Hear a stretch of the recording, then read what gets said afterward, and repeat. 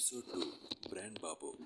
ఒకప్పుడు తిరుగులేని గ్యాంగ్స్టర్గా బతికిన విక్కీ దాదా ప్రస్తుతం డెలివరీ బాయ్గా పనిచేస్తూ ప్రశాంతమైన జీవితాన్ని గడుపుతున్నాడు. తనను ఫాలో అయిన రషీద్కి విక్కీ గట్టిగా వార్నింగ్ ఇచ్చి అక్కడి నుంచి తన వైఫ్ మనస్విని కలవడానికి బయలుదేరాడు. విక్కీ కాలేజీ దగ్గరికి వెళ్లేసరికి అక్కడ లాంగ్ స్కర్ట్ వేసుకుని తన వాలు జడను వయ్యారంగా తిప్పుతూ అక్కడే ఉన్న చిన్న పిల్లలతో ఆడుకుంటూ కనిపించింది మనస్వి.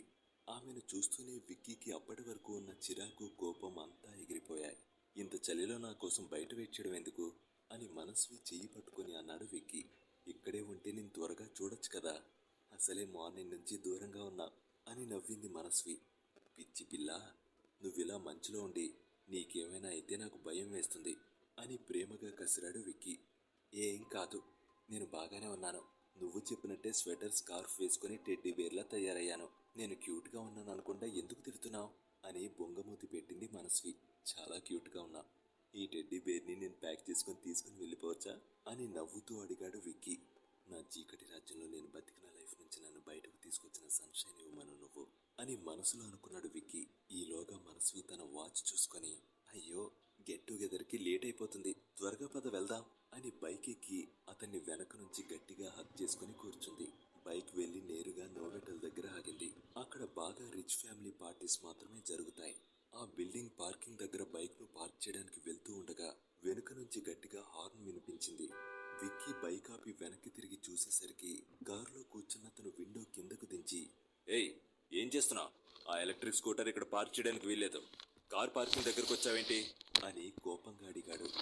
అది విని చుట్టూ చూసిన విక్కీకి అక్కడ అన్ని లగ్జరీ కార్స్ పార్క్ చేసి ఉండి బైక్స్ పార్క్ చేయడానికి ఎక్కడా ప్లేస్ కనిపించలేదు. అందుకే ఆలోచిస్తూ అక్కడే పార్కింగ్ కోసం వెతుకుతూ ఉన్నాడు. ఆ కారులో ఉన్న అబ్బాయి డోర్ తీసుకుని కారు దిగి విక్కీ వెనక కూర్చున్న మనస్విని చూసి షాక్ అయ్యాడు. హే మనస్వి, నువ్వేంటి ఆ చెత్త బైక్ మీద? ఫస్ట్ చూసి ఎవరో అనుకున్నా అని విక్కీ వైపు మొహం చిట్లించి చూస్తూ అన్నాడు. ఓ శ్రీమంత్ నువ్వా అని మామూలుగా పలకరించింది మనస్వి. శ్రీమంత్కి మనస్వి అంటే చాలా ఇష్టం. ఆ విషయం వాళ్ళ కాలేజీ అంతా తెలుసు. అందుకే ఎవరూ అతన్ని ఎదిరించి ఆమె జోలికి వెళ్లే ధైర్యం చేయరు. కానీ మనస్వి మాత్రం అతన్ని అస్సలు పట్టించుకోనట్టే ఉంటుంది.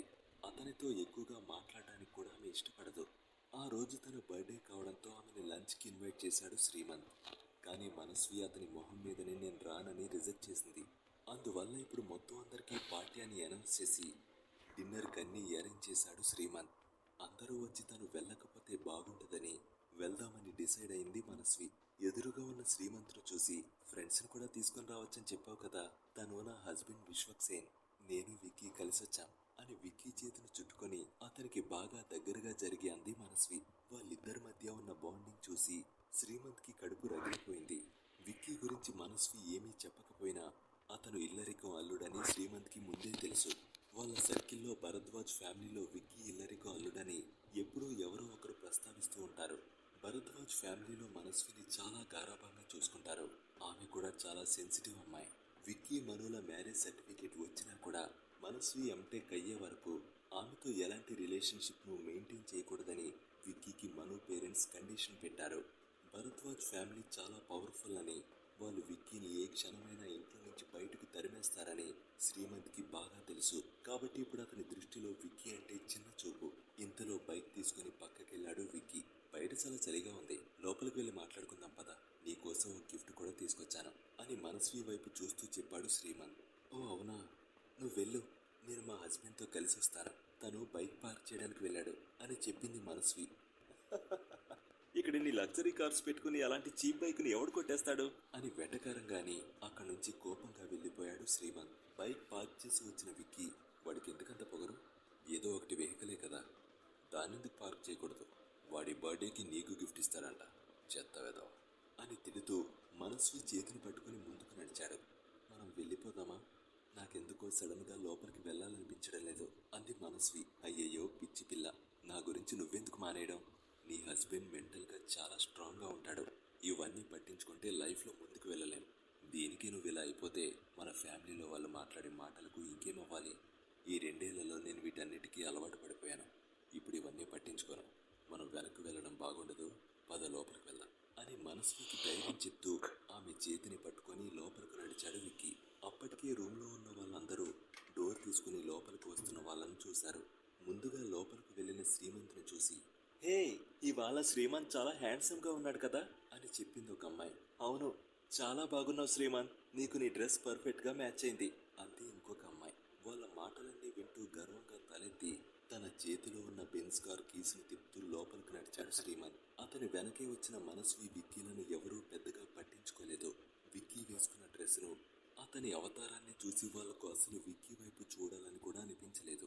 శ్రీమంత్ మనస్విలను బలవంతంగా పక్కపక్కనే కూర్చోపెట్టి విక్కీ కూర్చోడానికి ప్లేస్ లేకుండా అతన్ని వేరే చోట కూర్చోమన్నారు.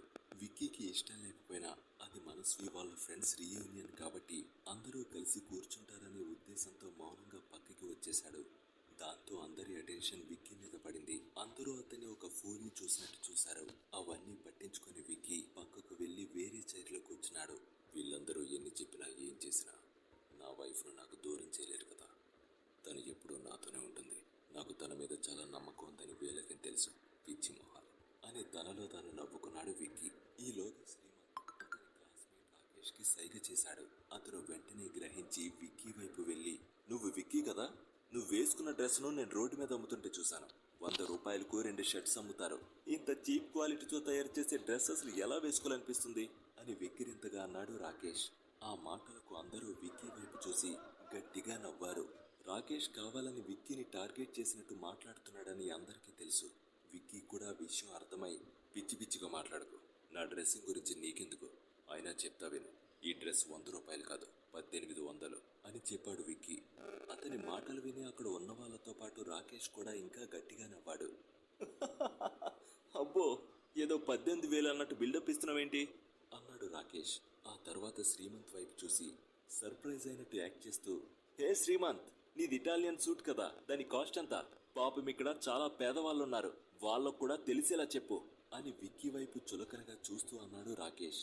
అది విన్న శ్రీమంత్ గర్వంగా తన సూట్ ను సెట్ చేసుకుంటూ, ఇదేమీ పెద్ద ఎక్స్పెన్సివ్ కాదు, జస్ట్ 5 లక్షలు అంతే అని తేలిగ్గా చెప్పాడు. అది విన్న రాకేష్ తో పాటుగా మిగతా వాళ్ళందరూ కూడా వావ్ అని ఆశ్చర్యంతో గట్టిగా అన్నారు. ఆ సూట్ సెంటర్ ఆఫ్ అట్రాక్షన్ గా ఉండడం చూసి అమ్మాయిలందరూ అతని వైపు ఆశగా చూశారు. సరిగ్గా అప్పుడే, ఆ డ్రెస్ 5 లక్షలా? అస్సలు కాదు, అది ఒక ఫేక్ సూట్ అని ఒక గొంతు వినిపించింది. అది విన్న అందరూ ఆ వ్యక్తి వైపు చూసి షాక్ అయ్యారు. ఆ మాట చెప్పింది విక్కీ. అదేంటి 100 రూపాయల షర్ట్ వేసుకుని వచ్చి 1800 అని కలరింగ్ ఇచ్చిన ఈ విక్కీ మన శ్రీమంత్ వేసుకున్న సూట్ ఫేక్ అని చెప్తున్నాడు అని ఒక అమ్మాయి తన పక్కనే ఉన్న ఇంకో ఫ్రెండ్ ని చిన్నగా అడిగింది. విక్కీ మాత్రం తన మాట మీద స్థిరంగా ఉన్నాడు. ఆ రూమ్ లో అందరూ షాక్ అయ్యి అతన్ని చూస్తూ ఉన్నారు. ఎందుకంటే శ్రీమంత్ చాలా రిచ్ ఫ్యామిలీకి చెందిన వ్యక్తి. అతను చీప్ క్వాలిటీ డ్రెస్ వేసుకుని ఫేక్ గా ఎందుకుంటాడని అందరికీ అనుమానం. విక్కీ చెప్పింది నిజమా అబద్ధమా అనే గుసగుసలు వినిపించడం మొదలైంది. శ్రీమంత్ కి కూడా చాలా కోపం వచ్చేసింది. మనస్వి ముందు తన పరువు పోకూడదని కోపాన్ని ఎక్కువగా చూపించకుండా విక్కీ వైపు అసహనంగా చూసి, నా సూట్ ని ఫేక్ అంటావా, నీ దగ్గర ఏమైనా ప్రూఫ్ ఉందా అని పొగరుగా అడిగాడు. ఇంతలో రాకేష్ మధ్యలో తగులుకొని, ఏ విక్కీ, ఏంటి నీకు అంత పొగరు? మా శ్రీమంత్ కి ఫేక్ డ్రెస్ కొనుక్కోసిన కర్మేం పట్టింది? తనేమైనా నీలాంటి పూర్ ఫెలో అనుకున్నావా? నువ్వు పెద్ద అటెన్షన్ సీకర్లా ఉన్నావు. మా వాడి సూట్ మీద ఇలాంటి కామెంట్ ఒకటి వేస్తే అందరూ నేను స్పెషల్ గా చూస్తారని ఇలా చేసావు కదా. నువ్వు ఇప్పుడు ఇది ఫేక్ అని ప్రూవ్ చేయకపోతే నిన్ను మళ్ళీ తలెత్తుకోకుండా చేస్తాను అని కోపంగా అరిచాడు రాకేష్. అవును, స్ట్రీట్స్ లో తిరిగే వీడికి మనం వేసుకునే రిచ్ బ్రాండ్స్ గురించి ఏం ఐడియా ఉంటుంది అన్నారు గ్యాంగ్ లో ఒకరు. రాకేష్ చెప్పినట్టు ఈ విక్కీ ఇదంతా కావాలని చేస్తున్నట్టున్నాడు అన్నారు ఇంకొకరు. చాలా మంది అలానే మాట్లాడుతూ విక్కీని నానా రకాలుగా తిడుతున్నారు. అవన్నీ చూసిన మనస్వికి వాళ్ళందరి మీద కోపం వచ్చేసింది. తన హస్బెండ్ చెప్పింది నిజమో కాదో అన్న విషయం తనకు కూడా తెలియదు, కానీ అందరూ ఒకేసారిగా అతన్ని అలా అనడం ఆమెకు అసలు ఇష్టం లేదు. కానీ వాళ్ళందరి మాటలు విన్న విక్కీ మాత్రం నవ్వు ఆపుకోలేకపోయాడు. అందరి వైపు ఒకసారి చూసి, నిజంగా నన్ను ఫేక్ అని ప్రూవ్ చేయమని అడుగుతున్నావా? నేను ఒకవేళ ప్రూవ్ చేస్తే మీరు దాన్ని తీసుకోగలరా అని కళ్ళు ఎగరేస్తూ అడిగాడు విక్కీ. సరే, నువ్వు గనక ప్రూవ్ చేస్తే నువ్వే గ్రేట్ అని నేను 5 సార్లు గుంజీలు తీస్తూ చెప్తాను. అంతేకాకుండా కుక్కలా యాక్ట్ చేస్తూ ఈ రూమ్ నుంచి పాక్కుంటూ బయటికి వెళ్ళిపోతాను. ఇదే నా ఛాలెంజ్ అని ఆవేశంగా అన్నాడు రాకేష్. అతనికి శ్రీమంత్ మీద చాలా నమ్మకం ఉంది. విక్కీని రాంగ్ అని ప్రూవ్ చేసి అతనికి అక్కడ మొహం చెల్లకుండా చేసి ఎందుకు పనికిరాని ఇల్లరికపు అల్లడని హేళన చెయ్యాలని గట్టిగా ఫిక్స్ అయ్యాడు రాకేష్. అతని మాటలు విని గెడ్డం కింద వేలు పెట్టుకుని ఆలోచిస్తూ, నిజంగా అంటున్నావా? మరి తర్వాత మాట తప్పవుగా అని చిన్నగా నవ్వుతూ అడిగాడు విక్కీ. అది విన్న రాకేష్ పళ్ళు నూరుతూ, ఇక్కడ చాలా మంది ఉన్నారు కదా, వీళ్ళందరి ముందు చెప్తున్నాను, కుక్కలా నడుస్తూ వెళ్ళడమే కాదు, అలా అరిచి కూడా చూపిస్తాను అని పౌరుషంగా చెప్పాడు. వాళ్ళిద్దరి బెట్టింగ్ చూసి అందరూ ఎక్సైట్ అయ్యారు. శ్రీమంత్ సూట్ గురించి విక్కీ ఏం చెప్తాడో అని కొంతమంది అనుకుంటే, అతను తప్పు అని ప్రూవ్ అయి అందరి ముందు పెద్ద ఫూల్ అవుతాడని ఇంకొంతమంది అనుకున్నారు. మనస్వి కూడా విక్కీ ఏం చెప్తాడా అని కుతూహలంగా చూస్తూ ఉంది. విక్కీ తన గొంతు సరిచేసుకుని శ్రీమంత్ వేసుకున్న సూట్ ఒరిజినల్ మోడల్ తయారు చేసింది ఒక ఇటాలియన్ డిజైనర్. ఆమె పేరు కార్లో బెయిలీ. ఆమె చేసే ప్రతి డిజైన్ హై క్వాలిటీ ఫ్యాబ్రిక్స్తో తయారు చేయబడుతుంది. ఆమె చేసే ప్రతి డిజైన్ చాలా జాగ్రత్తగా చేస్తుంది. మోర్ ఓవర్ ఇలాంటి డిజైన్స్ అన్ని చోట్ల అస్సలు దొరకవు. పైగా ఇండియాలో దొరికే ఛాన్సే లేదు. వరల్డ్లో ఇలాంటివి కేవలం 100 మాత్రమే ఉన్నాయి. వాటిలో ఉన్న స్పెషాలిటీ ఏంటంటే, ఆ సూట్ షర్ట్స్కి ఉండే ప్రతి బటన్ను షెల్ షిప్ పర్ల్స్తో చేస్తారు.